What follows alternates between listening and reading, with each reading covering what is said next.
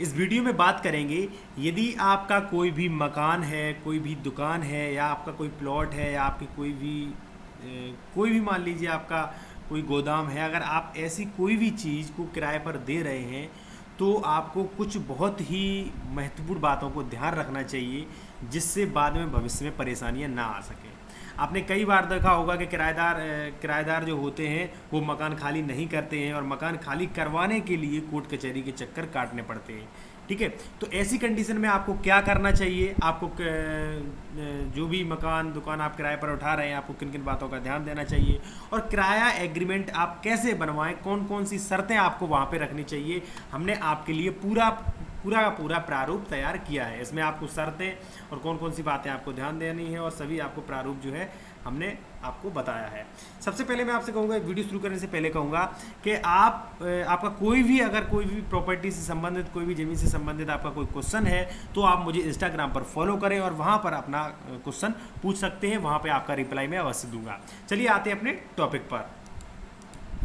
दोस्तों, सबसे पहले आप यदि अपना कोई भी मकान दुकान किराए पर उठाते हैं तो सबसे पहले मैं आपको यही राय दूंगा कि आपको सबसे पहले आपको जो किरायानामा जो होता है या किराया एग्रीमेंट जो होता है वो आपको कराना चाहिए, क्योंकि बाद में जो है आपको कोई भी समस्या ना आए। कई बार देखिए क्या होता है कि आप किराए पर मकान दे देते हैं और मान लीजिए किराएदार मान लीजिए आपसे ज़्यादा ताकतवर है तो वो खाली भी नहीं करता, और ऐसी कंडीशन में आपको कोर्ट कचहरी के चक्कर काटने पड़ते हैं, जहाँ पे आपको बहुत ज़्यादा समय खर्च होता है।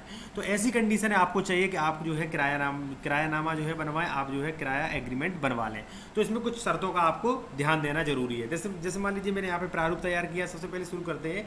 देखिए यहाँ पे वार्षिक किराया अवधि आप चाहे यहाँ पर न लिखें, कोई भी दिक्कत नहीं, यहाँ से शुरू कर सकते हैं। ठीक है, मैं पुत्र जो भी किराए पर ले रहा है उसका नाम, और किसका पुत्र है उसके पिताजी का नाम, निवासी तहसील जिला का हूँ, जो कि मैंने एक दुकान नंबर, जो भी आपका दुकान नंबर हो या मान लीजिए जो भी आप की लोकेशन हो वो भी लिख सकते हैं, तहसील जिला श्री, और जो भी जिससे भी ले रहा हो जो मालिक हो उसका नाम, उसके पिता का नाम, निवासी तहसील जिला से जो भी आपका रुपए हो। देखिए जो भी आपका मासिक रुपए हो या वार्षिक रुपए हो, मासिक रुपए 1000 और वार्षिक रुपए 12000 किराए पर ली है। ठीक है, अब इतना हो गया। अब यहाँ पे उसने लिखा है, मैं अपने उत्तराधिकारी एवं स्वयं को निम्नवत संविदा से आबाद करता हूँ। जो भी ये शर्तें हैं इनसे आबाद वो और अपने उत्तराधिकारियों को। इससे देखिए भविष्य में कोई प्रॉब्लम नहीं होगी, यानी कि जो भी किराए पर आपकी दुकान ले रहा है उसकी मृत्यु भी हो जाए फिर भी आपको कोई दिक्कत नहीं होगी। आप इस एग्रीमेंट से उसे निकाल भी सकते हैं, और क्या क्या फ़ायदा होने वाला वो भी देख लेते हैं। देखिए यहाँ पर जैसा कि आप फर्स्ट यहाँ पे पढ़ सकते हैं, जो शर्त है यह है कि उक्त अवधि तक दुकान का काबिज रहकर उसको अपने कार्य में लगाऊंगा अथवा खाली रहने की दशा में किराया चुकता करने का उत्तरदायी होऊंगा। दुकान खाली रहे या वो कोई कार्य करे, आपको यहाँ पे किराए की शर्त लगा दी है। दूसरा है कि यह किराया माह की प्रथम तिथि को चुकता करूंगा, तथा अगर मान लीजिए कोई किराया शेष रहेगा तो जो भी आपका ब्याज प्रतिशत है जो भी कम से कम होना चाहिए, और आप चाहें तो ब्याज प्रतिशत को भी हटा सकते हैं, जरूरी नहीं कि आप ब्याज लें।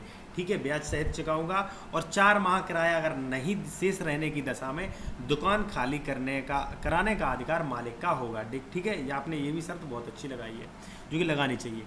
तो देखिए इसमें कुछ शर्तें जो है वो बहुत महत्वपूर्ण है। ठीक है, इसलिए आप वीडियो के अंत तक बने रहें। तीसरी जो है वो है यह है कि किराए की अवधि में साधारण मरम्मत लिपाई पुताई मैं कराऊंगा। जो भी पुताई हो जो भी कुछ हो साधारण मरम्मत में आपको कराऊंगा।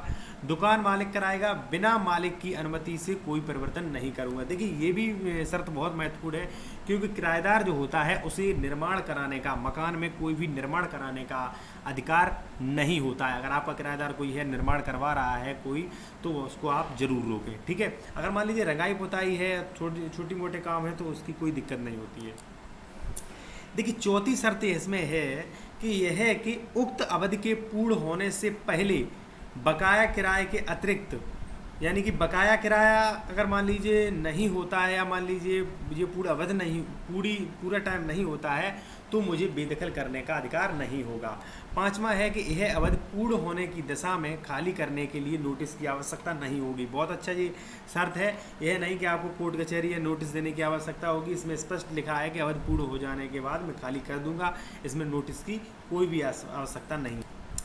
छठवीं जो शर्त है उसमें बहुत महत्वपूर्ण है, यह है कि दुकान जिस दिशा में, यानी कि जो भी कंडीशन में मुझे मिला है उसी दिशा में मैं मालिक को लौटाऊंगा, और जो भी नुकसान होगा उस दुकान का, जो भी प्लास्टर है मान लीजिए, जो भी आपका दुकान का नुकसान होगा उसकी मैं भरपाई करूंगा। ये भी शर्त बहुत महत्वपूर्ण है। सातवीं जो शर्त है वो सबसे महत्वपूर्ण है, ये है कि दुकान मैंने जिस कार्य के लिए ले रहा हूँ उसी कार्य के अतिरिक्त कोई अन्य कार्य, कोई अवैध कार्य करता हूँ तो मेरे ऊपर कानूनी कार्रवाई की जाए, मैं इसके लिए जिम्मेदार हूँ।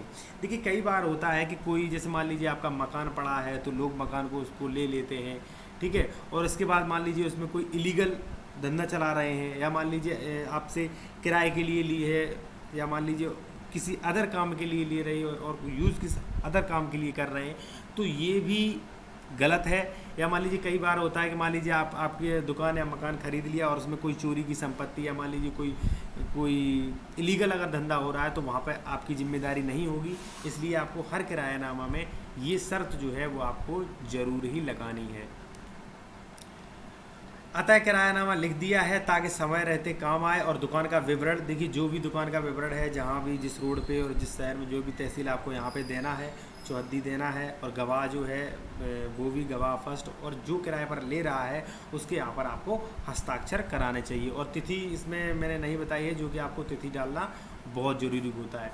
दूसरा मैं आपको बता दूँ कि देखिए किरायानामा जो है वो बहुत ज़रूरी इसलिए भी होता है क्योंकि कई बार देखा जाता है कि अगर मान लीजिए आपने किरायानामा नहीं कराया है तो कोर्ट में भी आपको बहुत दिक्कत होती है। और किरायानामा जब भी आप बनवाते हैं तब आप 11 महीने का या वार्षिक ही बनवाएं, ज़्यादा लंबे समय तक का आप किरायानामा मत न बनवाएं, जिससे आपको समस्या आ सकती है।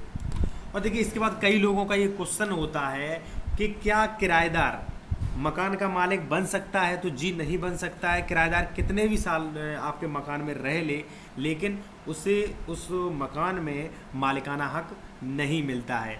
लेकिन इसके बाद भी आपको किरायानामा जो है, जो किराया एग्रीमेंट है वो करवाना चाहिए, क्योंकि आप अगर किराया एग्रीमेंट नहीं करवाते हैं तो वहाँ पर आपको बहुत ही ज़्यादा समस्या आएंगी। अगर मान लीजिए आपसे ज़्यादा अगर कोई किराएदार ताकतवर है, फिर तो आपको वहाँ पे कन्फर्म परेशानी आती है। और उसके बाद देखिए अगर मान लीजिए आपने किरायानामा किया है और किरायानामा की वो शर्तें नहीं मानता है, तो आप पुलिस से भी कंप्लेंट कर सकते हैं उसकी, और आप उसे बेदखल कर सकते हैं, क्योंकि जो भी आपने किरायानामा बनवाया है इसमें साफ साफ शर्तें लिखी हैं कि 1 वर्ष के बाद मैं इसे खाली कर दूंगा, और जो भी है 4 महीने तक अगर मान लीजिए किराया नहीं दिया है फिर भी मैं इसे खाली कर दूंगा। तो इसलिए आपको किरायानामा बहुत ज़रूरी है। और किरायानामा में कोई भी अधिक खर्चा नहीं आता है, ज़्यादा से ज़्यादा आपका 500-600 रुपये खर्चा आएगा। इसलिए किरायानामा जो है वो आप अवश्य करवाएं। और जो भी आपका कोई, अगर मान लीजिए कोई आप सवाल पूछना चाहते हैं तो आप मुझे कमेंट कर पूछ सकते हैं। और अगर आप ऐसे और भी प्रारूप चाहते हैं तो आप मुझे टेलीग्राम पर फॉलो कर सकते हैं, वहाँ पे आपको अन्य प्रारूप प्राप्त होते रहेंगे।